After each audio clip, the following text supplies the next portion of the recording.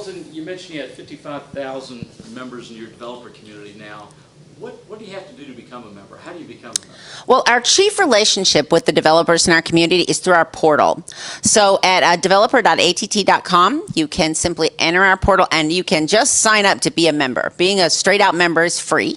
If you want to be a participant on our API platform, there are some initial fees involved and there's some transactional fees down the road. But it's a very small fee to just be on the platform and use the sandbox. So a lot of our folks, are part of our educational awareness and evangelism program and have joined our group through the portal. Okay. Do you have to be a member of the community to participate in hackathons? No, you don't. But we find that most people are a member by the time they leave a hackathon. It's certainly, they come there to use our tool sets. The easy way to have access to our tool sets is through the program. And since it's free to be a part of our program, that's usually how that occurs. Okay. And once I'm in the program, it's free. But if I want to be involved in the connected car or the digital life or IoT, do I get access to all those by paying fees, or how do I get certified to participate in some of those segmented API groups? They all have different business models. The network services APIs, which are sort of like our most baseline APIs, have a pretty frictionless self-serve sort of model and pretty a low transaction rate kind of participation. Some of the connected car and digital life connections are actually still in sandbox mode, but when they go into production, will be a bit of a more curated relationship because obviously there's more security issues and authentication issues, and some of those business models haven't really been decided on yet. You mentioned curated. What does that mean? Does that mean you have to qualify? You have to qualify, or it may mean you have to qualify. It may just mean we need to know more about you, right? So in what I call a frictionless self-serve environment, you have to tell me almost nothing, right? You have to be able to provide a tax ID so that I can charge you for something, and I can prove that I did that, and then I open up, right? I can shut you down if you're a bad actor, but I don't ask a whole lot of other things about you. But in certain situations where we're providing access to customers' homes or their cars or more specialized information, then we need to know more about that person we're dealing with. Okay.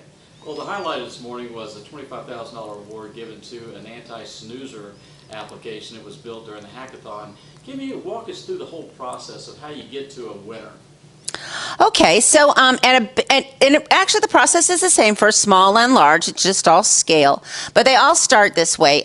We advertise that we're having a hackathon. Often a hackathon has both a technical and sometimes a social theme. We often run hackathons that will be associated with women in tech or autism speaks or public safety or distracted driving. So you would often see some of these anti-snoozer stuffs in one of those kind of hackathons. So sometimes that leads to the kind of things you see. But we announce those, and we drum up participation in them. We drum up partners. We bring everybody in. The first 2 hours of the hackathon are spent having the partners what we call lightning pitch their tool sets. Here's what you could build with my tool set. Here's what it'll help you to do.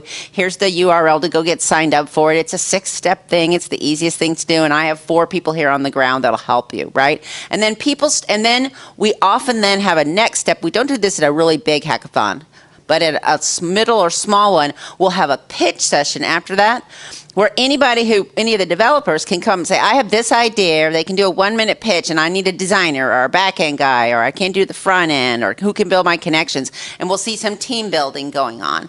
That's usually the first half of the first day, and by early afternoon, we've got teams in there coding. So most of them go on for 2 days, and they code all night long.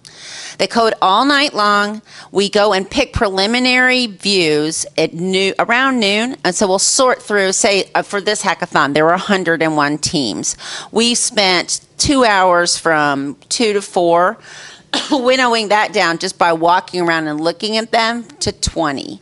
Then the 20 do a 2-minute fast pitch of their idea, and the application has to be clearly understood. They have to be able to pitch it very well. It has to look pretty, and it has to work. And then we have a panel of judges who picks the winners. Okay. Now, you mentioned at the beginning, the 2-hour, you had different partners within AT&T talk about their API programs. The 3 finalists today, one was around the digital home, one was around the anti-snoozer. Which are the most popular API sets that people are most interested in at this show? At this show, sorry, I'm really coughing. At this show, the most popular really was M to X, because everybody needs to connect their data back through to the device. And M to X is really easy to use. So we saw a lot of that, but then a whole lot of digital life and connected car. Great, Carlton, thanks so much for your time. Thank you. That's okay, it really does not that.